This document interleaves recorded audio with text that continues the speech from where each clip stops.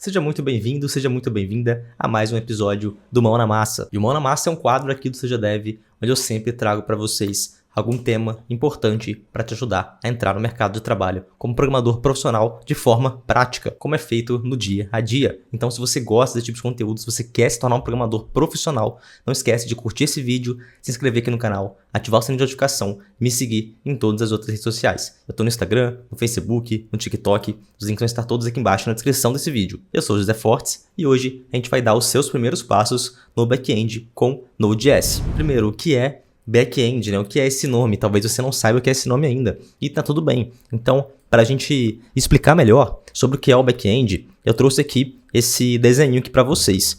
Isso aqui é um escopo, né? É um desenho de como funciona a grande maioria dos nossos sites. Geralmente, a gente tem nos nossos sites divididos em duas grandes partes. Essa parte daqui da esquerda, que é o front-end, e essa parte daqui da direita, que é o nosso back-end. E front-end é o que você consegue enxergar dos sites. Ou seja, quando você entra lá, www.youtube.com, www.facebook.com, instagram.com, todos esses sites, quando você entra, você precisa de abrir o seu navegador, né? Independente se for no celular, no computador, você precisa ir lá, abrir o seu navegador, digitar na barra de navegação o site, e aí esse site abre no seu navegador. Tanto que você consegue, inclusive, separar por abas, né? Você consegue abrir vários sites ali no mesmo navegador. Então, ele roda no seu navegador.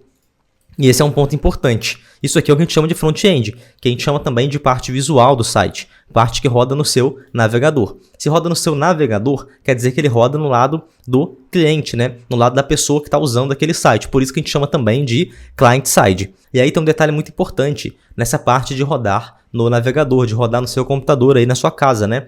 Que é o seguinte, imagina que você tem lá o front-end rodando no seu navegador e aí você precisa armazenar alguma informação. Por exemplo, você precisa fazer um sistema de cadastro. O YouTube tem cadastro, a Netflix tem cadastro, o Instagram, o Facebook, todos esses sites têm cadastros, né? Então, para você fazer um cadastro, você vai lá, digita seus dados, né? Digita seu e-mail lá e tudo. E aí, esse site ele manda essa informação para algum lugar para armazenar esse dado. Para na segunda vez que você entrar no site, depois que você já tiver o seu cadastro feito, você não precisar digitar seus dados de novo. Obviamente, você entra lá no Google, no Facebook, no YouTube, você digita o seu e-mail, sua senha, e aí você já consegue ver seus dados. Você não precisa digitar de novo aqueles dados, obviamente. Isso significa, então, que ele está salvando esses dados. Agora, imagina se aqui a gente viesse do front-end, a gente conectasse aqui um banco de dados. O banco de dados é o responsável por armazenar informações, armazenar esses dados. Se a gente tivesse aqui conectasse direto esse front-end nesse banco de dados, o que ia acontecer? O front-end ia saber fazer essa conexão com o banco de dados. Obviamente, conectando direto, né? Então, ele ia ter acesso a informações confidenciais desse banco de dados. Por exemplo, a senha, o usuário para poder acessar esse banco e ler os dados. E qual que é o problema? É que o front-end roda no lado do cliente, no lado do navegador. E aí, se o front-end tem essa informação, quer dizer que um usuário acessando esse site, ele também vai ter essa informação. Ou seja, vai vazar a informação de como conectar no banco de dados. E isso é uma falha de segurança gravíssima, né? Porque através disso você poderia, por exemplo, expor os dados de todos os seus usuários, expor tudo ali, porque você conecta direto com o front-end. E é por isso que a gente cria uma camada extra aqui para essa situação. E essa camada extra é justamente o back-end. O back-end é o lado do servidor. Aí o back-end é responsável justamente por receber aqui as requisições do front-end, ou seja, para o front-end mandar para o back-end, olha, eu tenho um cadastro novo, olha, eu tenho um login novo, confere para mim se está tudo certo. É mais ou menos isso que acontece. O front-end manda lá para o servidor, e aí nesse servidor sim, ele roda fora ali do front-end, né? Ele roda em outra máquina, máquinas específicas para o servidor, e aí nesse servidor que ele vai colocar essas informações confidenciais, por exemplo, como acessar o banco de dados. E aí eu até desenhei aqui, pode ter múltiplos bancos de dados, pode ter múltiplos servidores, múltiplos back-ends, e pode ter back-ends que se conectam a outros back-ends, e aqui essa estrutura pode ficar infinita. Mas essa parte aqui de trás, essa parte que não roda no computador do usuário, que dá o suporte para o site funcionar, vamos dizer assim, é o que a gente chama de back-end. E é por isso que a gente não pode ter só um front-end no seu site, né? Porque se você tiver só front-end, você até pode ter, desde que você não tenha nenhuma informação confidencial. Você não queira salvar nada, só tenha um site ali que seja informativo, né? Um site que não vai salvar nenhuma informação. Se você tiver que salvar alguma informação do seu usuário, por menor que seja, você vai precisar adicionar essa segurança aqui para você não ter seus dados expostos, para você garantir ali a segurança dos seus dados. Então, o back-end serve justamente para fazer o processamento dos dados, para fazer essa parte de segurança, mais voltada para a segurança ali, das informações do usuário. E o back-end serve para mim para processar qualquer coisa que você queira. Então, por exemplo, você tem uma inteligência artificial, você tem ali alguma coisa que vai fazer uma conta e responder depois de um tempo, alguma coisa que você vai exportar depois de um tempo, que demora ali um tempo para poder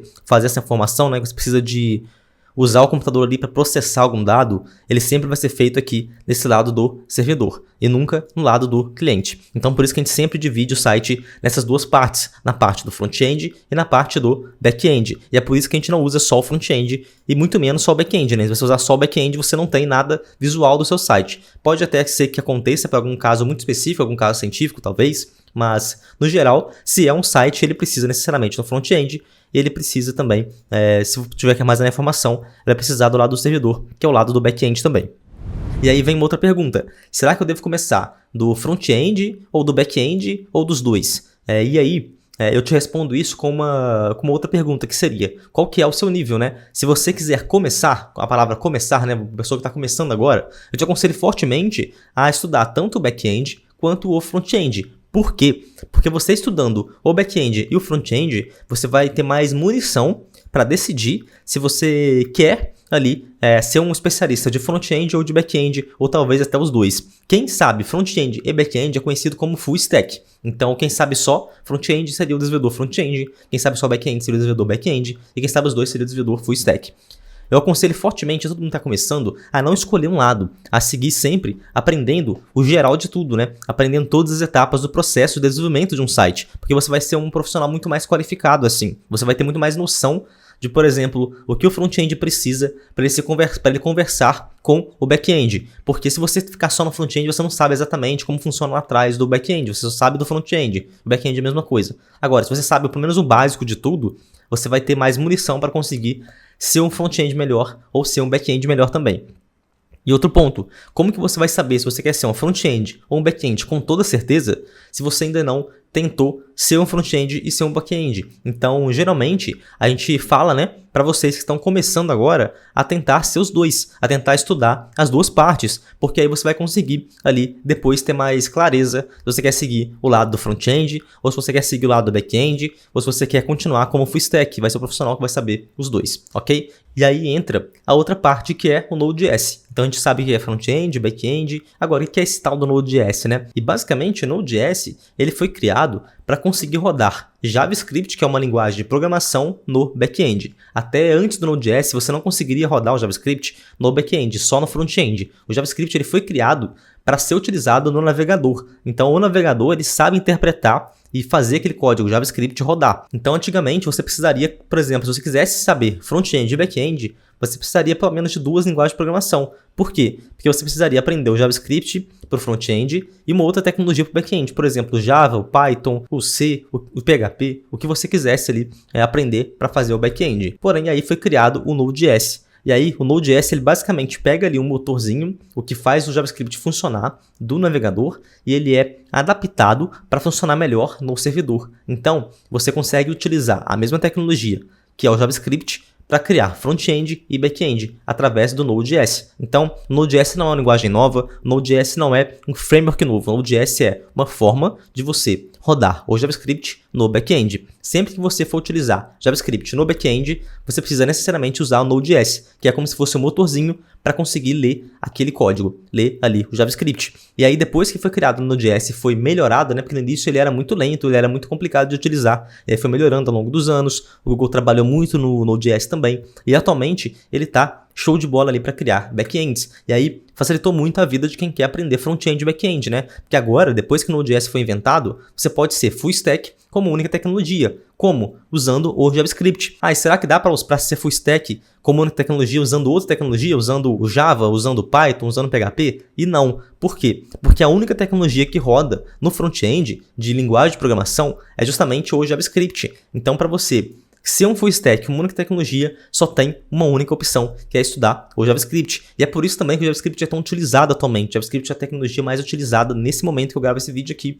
E o fato de ser mais utilizada é justamente porque com o JavaScript ela é a única tecnologia que você consegue criar tanto os servidores, que é essa parte do back-end, quanto a parte do front-end, que é a parte visual do site. E aí facilita muito o seu caminho, né? Porque aí você consegue estudar o JavaScript quando você for bom no JavaScript, quando você tiver mais proficiência no JavaScript, você consegue ali criar front-end e criar back-end usando o mesmo JavaScript. Bom, e agora que você já tem mais noção aí do que é front-end, back-end, full stack, JavaScript, vamos para a tela do computador então, para a gente começar a criar aqui o nosso primeiro projeto usando Node.js e usando JavaScript. Vamos lá? Bom, para a gente começar a trabalhar aqui no Node.js, a gente precisa instalar algumas coisas aqui no nosso computador. A primeira coisa que eu te aconselho sempre a instalar, né, praticamente todo vídeo que a gente trabalha aqui, eu te aconselho a baixar e instalar, é o Visual Studio Code. O Visual Studio Code é como se fosse um editor de texto, porém com muito mais recursos para você conseguir ali programar usando o JavaScript e usando outras tecnologias também no seu computador. Te aconselho fortemente a instalar, ele é gratuito e ele tem para todos os sistemas operacionais. Então ele tem para Windows, tem para Linux, tem para Mac, para todo sistema operacional tem ali o Visual Studio Code, é só você baixar e instalar, não tem segredo nenhum. Então você entra aí, se você não tiver baixado ainda, né, em code.visualstudio.com, clica aqui nesse botão azul, Download for Windows, e aí você baixa aí o Visual Studio Code e é só clicar em Next aí, não tem segredo, beleza? Outra coisa que a gente vai precisar para poder trabalhar aqui com o Node.js é justamente o Node.js. Por que o Node.js, né? Porque o Node.js é, como eu falei para vocês, o responsável por rodar JavaScript no back-end, sem você precisar utilizar, se você utilizar um navegador para rodar, né? E você vai precisar do Node.js instalado na sua máquina. E aí para você instalar, é só você entrar em nodejs.org, que é o site oficial aí do Node.js. Você clica nesse botãozinho da esquerda, verde, geralmente esse site não muda. Clica aqui, baixa, instala, depois reinicia o seu computador. Você vai precisar reiniciar o computador aí para você funcionar, muito provavelmente, né? Pode ser que não precise, então testa aí, qualquer coisa você salva o vídeo, reinicia e abre o vídeo de novo se não funcionar, beleza? Então você instala esses dois aí, não tem segredo nenhum instalar nenhum dos dois, e aí a gente consegue entrar aqui na aula de fato. E aí pra gente começar um projeto, a primeira coisa que a gente precisa é criar uma pasta. Pois é, então você vem aqui no seu computador, qualquer pasta que você tiver aí, você só precisa saber o endereço dela, né? Onde que ela está no computador, mas você pode colocar na área de trabalho, em documentos, qualquer lugar. Você vem aqui, clica no botão direito e criar uma pasta. Se estiver usando o Windows, o Linux ou o Mac, dependente aí, você deve saber criar uma pasta e é o mínimo que você precisa aí, criar uma pasta. Então você vem aqui e coloca o nome que você quiser. Eu vou colocar o nome de Node.js, primeiro, projeto. Ponto importante, é interessante a gente não colocar nem acentuação nem espaço nas pastas para não dar problemas. Às vezes você coloca ali, você cria uma pasta e você coloca espaço ali, pode dar problema no seu código. O código não gosta de espaço e acentuação, tá? Então já vai treinando aí. É interessante a gente não colocar nenhum espaçamento na pasta, beleza? E aí, criada a pasta, você entra nela. E para mim, eu posso clicar com o botão direito aqui e aparece aqui, ó, abrir com code. Eu vou clicar aqui, que ele já vai abrir o Visual Studio Code para mim e já vai abrir aqui nessa pasta específica. Se para você não apareceu abrir com code, tá tudo bem. Você abre aí o seu computador, você entra aí no iniciar, se for Windows, né? Você procura lá o Visual Studio Code que a gente acabou de instalar, abre, aí você vem aqui em File, aqui em cima, em Open Folder, nesse lugar aqui, você clica aí e aí você abre a pasta, você navega ali para a pasta e abre a pasta que você acabou de criar. Beleza? E aí vai ficar parecido com o meu aqui, ó. Aqui em cima vai estar o nome da pasta, ó, Node.js, primeiro projeto. Você fecha aí o que tiver aberto no seu Visual Studio Code, vai chegar nessa tela aqui parecida com a minha. Agora, a gente precisa inicializar o nosso projeto. Então, aqui embaixo, ó, eu vou vir com o mouse aqui, eu vou puxar para cima. Isso aqui vai abrir um terminal para a gente. O que é um terminal? É um lugar parecido com um prompt de comando para você digitar comandos aqui dentro, né? Para você conseguir escrever algumas coisas aqui e ele vai fazer pra gente o que a gente escrever. No caso aqui, todo projeto que a gente começa, seja ele que tenha o Node.js envolvido ou que tenha os pacotes do JavaScript envolvidos, você vai precisar inicializar esse projeto. Então você vai precisar falar assim, ó, Node.js, eu estou criando um projeto novo aqui, eu quero que você salve as informações dele. Basicamente isso. E como que a gente faz isso? A gente digita aqui no terminal npm init -y, npm espaço init espaço -y. E aí, com isso, ele automaticamente já vai inicializar nosso projeto aqui e com as respostas padrões, tá bom? Se quiser editar essa resposta, você pode, mas no caso eu prefiro deixar padrão aqui. E você consegue ver aqui na esquerda, criou um arquivo novo, que é o package.json. Esse arquivo é responsável justamente por mostrar pra gente aqui tudo que a gente tem no nosso projeto, todas as bibliotecas, tudo que a gente tem aqui é mostrar aqui nesse package.json.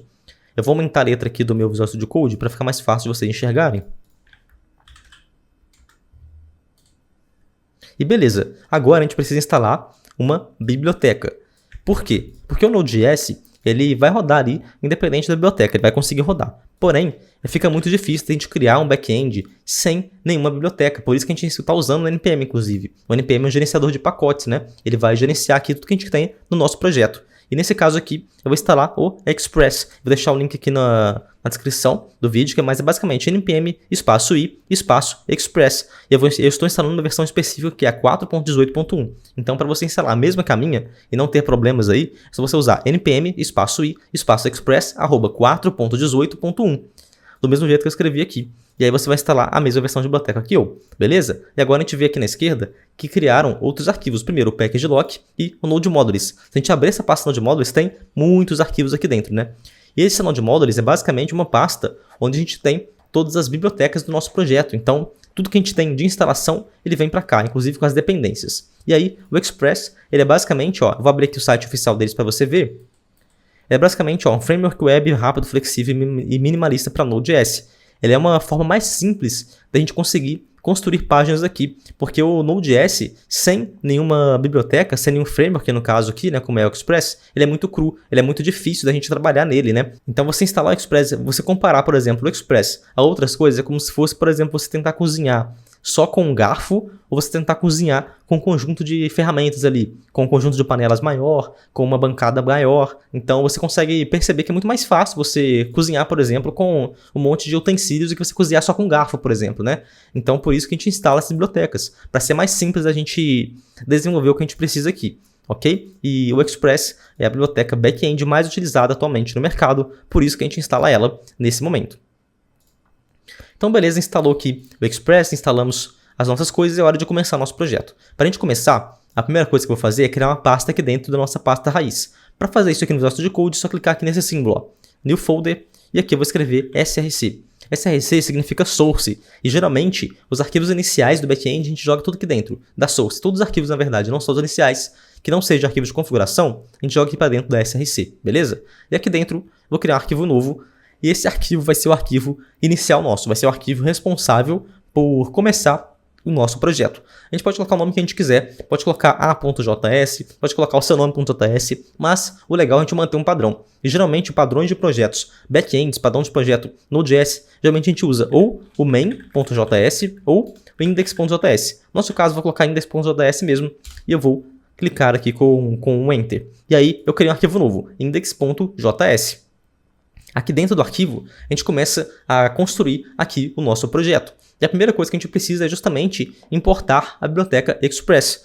Para a gente importar, nesse caso aqui, é um projeto muito cru ainda, né? A gente não tem várias configurações aqui de coisas atualizadas que a gente poderia utilizar. Por exemplo, algumas pessoas estão acostumadas a importar usando a palavra import. Import Express from Express, por exemplo.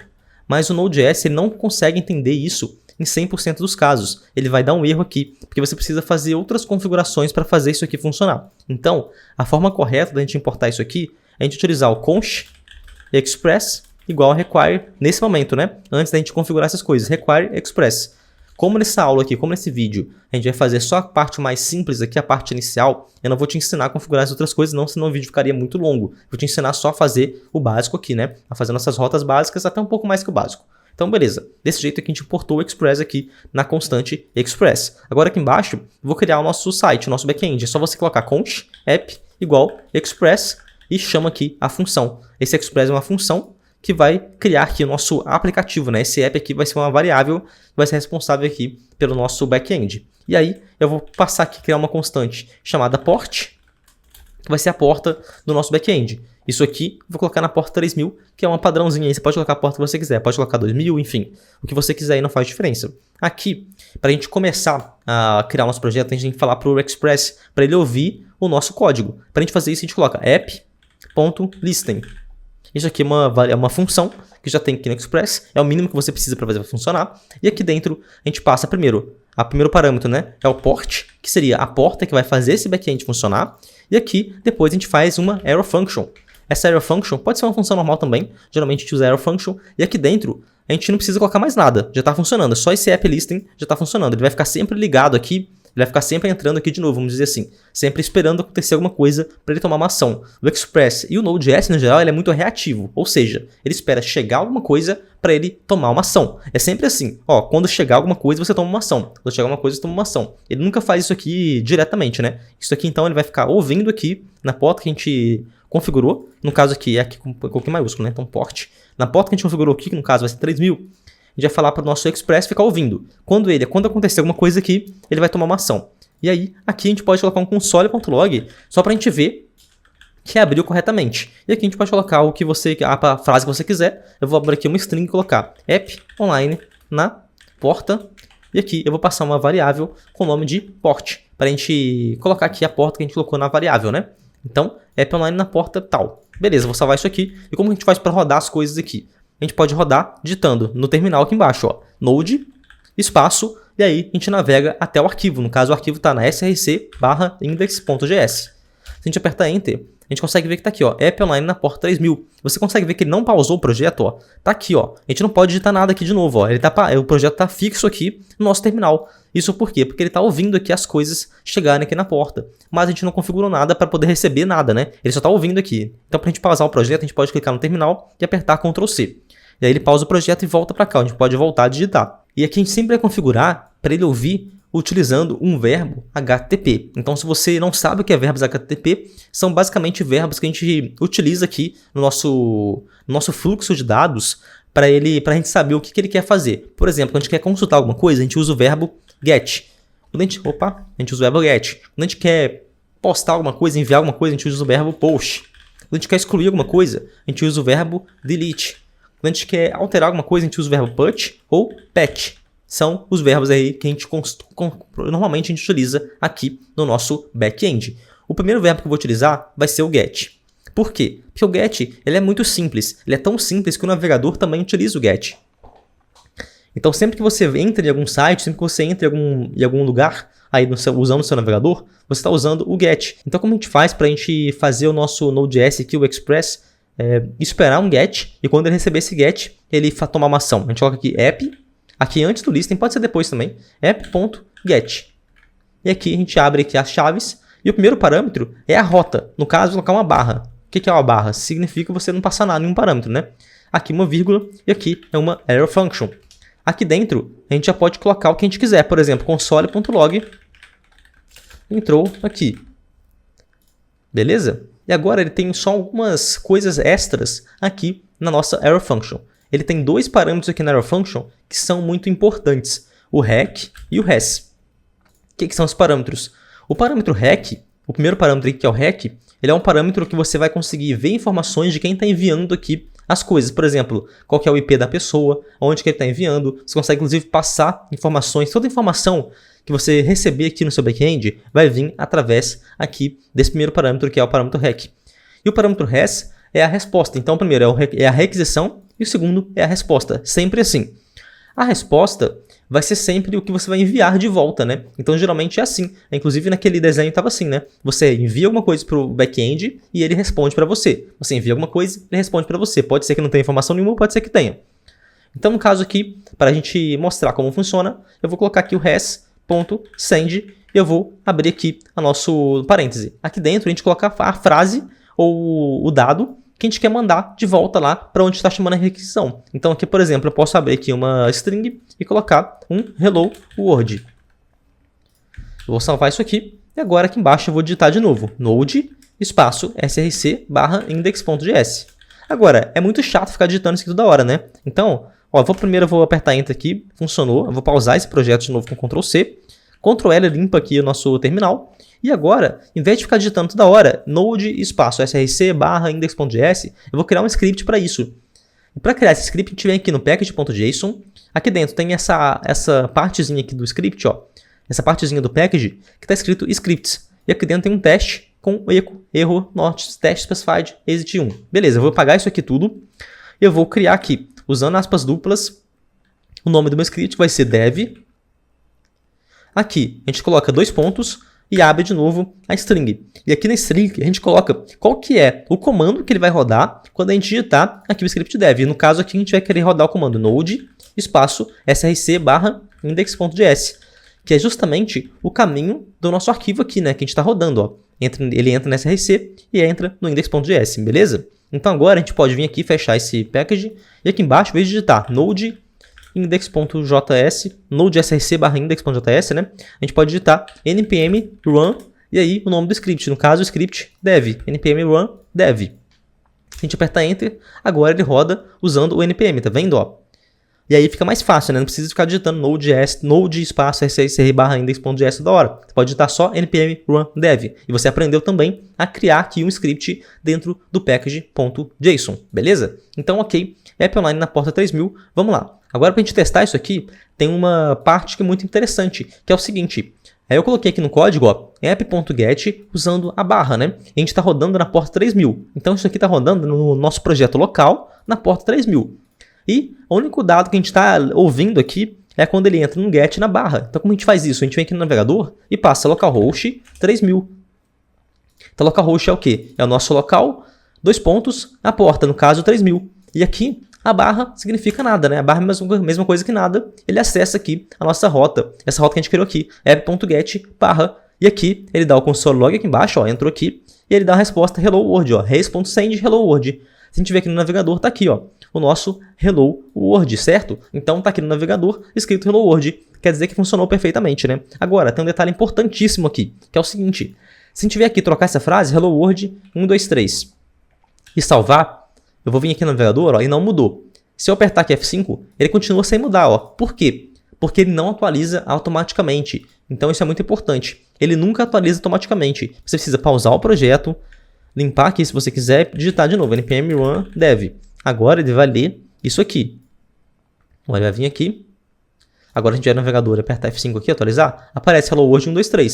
Se a gente voltar para o anterior, ó, hello world apenas, com uma exclamação aqui, e salvar, vir aqui no navegador de novo.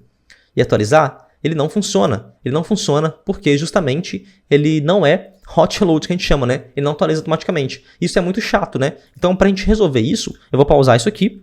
Eu vou limpar e eu vou instalar uma biblioteca nova, que é o NodeMon. Então, para a gente instalar uma biblioteca nova, eu vou instalar para um ambiente de desenvolvimento apenas. Para a gente instalar, é só digitar npm espaço i, da mesma forma, espaço, tracinho D maiúsculo, e o tracinho D maiúsculo é só para você instalar só para o desenvolvimento aqui, espaço NodeMon, e aí eu vou colocar na versão 2.0.16, então, @2.0.16. E eu vou dar Enter. Então o comando é npm, espaço i, espaço, tracinho D maiúsculo, para poder instalar na versão de desenvolvimento, espaço, nodemon, @2.0.16, para ficar na mesma versão que a minha. E aí, instalou aqui, tudo certo. Se a gente vier aqui no package.json, a gente consegue ver, ó, dependências. Express, está aqui, a que a gente instalou, e Dev Dependencies, ó, que é o nodemon, ou seja, dependências de desenvolvimento. Beleza? Então instalou o nodemon aqui. Agora, para a gente utilizar essa nodemon, a gente vem aqui no package.json, a gente troca aqui, ó, no scripts dev. A gente está usando node src barra index.js, né? Aqui a gente pode tirar esse node daqui e colocar nodemon. Então, nodemon, espaço, src barra index.js. Salvando isso aqui, agora o nosso projeto vai rodar e vai atualizar automaticamente, ó. Agora eu vim aqui, npm run dev, apertar enter. O nodemon vai sempre ficar escutando. Ele vai ficar escutando ali o que a gente tem de alteração. E se tiver alteração, ele simplesmente vai mandar aqui para o nosso projeto. Ó. Ele fica sempre escutando, então facilita muito aqui para a gente conseguir desenvolver, beleza? Então agora vamos testar lá. Eu vou abrir aqui, tá aqui, hello world, com exclamação, né? Se a gente vier aqui no nosso código e trocar aqui, colocar um monte de coisa aqui na frente e salvar, ó, aqui embaixo apareceu restarting, starting, tá vendo? Então se a gente vier aqui de novo e atualizar, agora ele funciona automaticamente. A gente consegue ver aqui as atualizações automaticamente funcionando aqui pra gente. Bom, então legal. Agora a gente tem aqui o nosso get. A gente tem a primeira rota aqui, back-end, funcionando perfeitamente. Já está aqui, inclusive com hot reload, né? A gente troca as coisas aqui e ele aparece lá pra gente, ó. A gente só precisa atualizar a página. Porém, a gente só fez o verbo get, né? Então, a gente pode fazer todos aqueles outros verbos que a gente colocou aqui. Para a gente fazer esses verbos, é exatamente a mesma coisa aqui de cima. A gente coloca app, ponto o nome do verbo. No caso aqui a gente colocou o get. O próximo verbo seria, por exemplo, o post. E aqui a gente abre e fecha o parêntese. Aqui, primeiro parâmetro é a rota. Eu vou colocar só a barra, vírgula, e depois é a nossa error function. Aqui na error function, de novo, a mesma coisa. Ele tem o rec e ele tem o res. Aqui a gente pode colocar, por exemplo, só um res.send. E aqui a gente passa a string ou o dado que a gente quer mandar. E aqui, no caso, eu posso mandar, por exemplo, app post. Vou colocar app minúsculo e post maiúsculo, para a gente saber.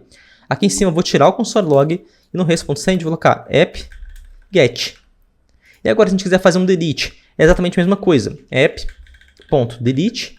A gente abre e fecha aqui. Abre e fecha aqui a gente abre e fecha parênteses, abre e fecha aqui a string, passa qualquer rota, no caso a barra, vírgula, faz a nossa error function. E aqui dentro, a mesma coisa, res. Aqui em cima, né, precisa ter os dois parâmetros, rec e o res. Rec é a requisição, res é a resposta, res.send manda uma resposta. E aqui dentro, de novo, a gente pode passar app, delete. A gente pode fazer isso com qualquer verbo, tá? Então, se a gente quiser fazer com o put, com o pet, é a mesma coisa. app.put, app.pet, ok? Então, nesse caso aqui, a gente programou o nosso código para ler, para poder ficar escutando 3 coisas diferentes. Apesar de ser na mesma rota, ó, a primeira é o verbo get, o segundo é o verbo post e o terceiro é o verbo delete. Ok, eu vou salvar isso aqui, tá funcionando. Agora, se a gente vier aqui no navegador e apertar F5, o que vai acontecer? Ele apareceu para a gente app.get. Porém, no navegador é muito difícil testar as outras coisas. Ele só tem o get, ó. O navegador só consegue mandar o get. A gente não consegue testar aqui desse jeito o post e o delete. Então, para isso, a gente vai instalar uma biblioteca aqui, uma extensão, na verdade, aqui no Visual Studio Code. Para instalar a extensão, a gente vem aqui nesse símbolo, ó, extensions, que é esses 3 quadradinhos com o quarto caindo. E aqui a gente procura o Thunder Client. Thunder espaço Client, na verdade. Thunder Client. Tá aqui, ó, esse primeiro aqui, ó, tem esse raiozinho, ele tem bastante instalações, e aqui vai aparecer um botão azul, um botão verde, na verdade, para você, igual o meu aqui, ó, install. Só que no Thunder Client, ó, você clica aqui em install, espera instalar, e depois que instalar, que tiver aqui exatamente igual ao meu, disable ou uninstall, você fecha isso aqui. E aí, você pode voltar para esse símbolo aqui de Explorer, que são as folhinhas, que é o nosso código de novo. Aqui na esquerda, vai aparecer para você esse símbolo aqui, ó, que é esse raiozinho, que é justamente o Thunder Client. Você clica aqui em cima, e aqui você pode clicar aqui nesse botão New Request, ó. E aqui vai abrir essa aba nova do Thunder Client. Aqui em cima você pode passar qual é o endereço que você quer testar. Por exemplo, http localhost 3000, que é justamente o nosso endereço aqui do nosso back-end. Clicar aqui em send, apareceu aqui, ó, o status 200 e tal, e apareceu aqui app.get, que é justamente a nossa resposta que a gente tá, o nosso res.send que a gente está enviando aqui para o get. Agora, o lado legal aqui desse Thunder Client, você pode vir aqui e trocar o verbo, ó. Clicar aqui e trocar, ó. Tem push, put, delete, patch, head, options. Eu vou vir aqui e colocar o post. Agora, se eu clicar aqui em send, eu estou testando também o post, tá vendo? Que tá aqui, app post agora, e não app get mais. Tá entrando aqui nesse lugar aqui, ó. Se eu ver aqui app post, espaço 1, 2, 3 e salvar, olha só. Apareceu app post 1, 2, 3. Agora, eu posso vir aqui e testar o delete também, ó. New request. Ah, se eu fechei essa tela, sem problema. Posso voltar na tela aqui e voltar no Thunder Client, ó. New request. Pode colocar quantos new requests você quiser, ó. Vários se quiser, tá bom? E aqui, de novo, pode passar o http, localhost, 3000. E aqui, a gente tem também o delete, né, que a gente criou lá. Clicar em send, app, delete, beleza? Então, ele vai escutando aqui os verbos e ele faz o que a gente quiser aqui. Nesse caso, ele não está fazendo nada, né? Ele está só respondendo para a gente, porque é só um exemplo básico aqui do Node.js. E se você vier aqui colocar um verbo que não existe, por exemplo, o put, e clicar em send, ó, ele vem com not found, beleza? Porque a gente não colocou nada para escutar aqui. Se a gente quiser escutar o put, a gente coloca de novo app.put e faz aqui exatamente o que a gente precisa fazer aqui no nosso código, do jeito que a gente fez o get, o post e o delete. Bom, pessoal, nessa videoaula eu quis mostrar para vocês só essa parte inicial aqui de como começa um projeto usando o Node.js, como que a gente começa a escutar as coisas aqui usando o Node.js e usando o Express também, que é o framework mais utilizado aqui para o Node.js.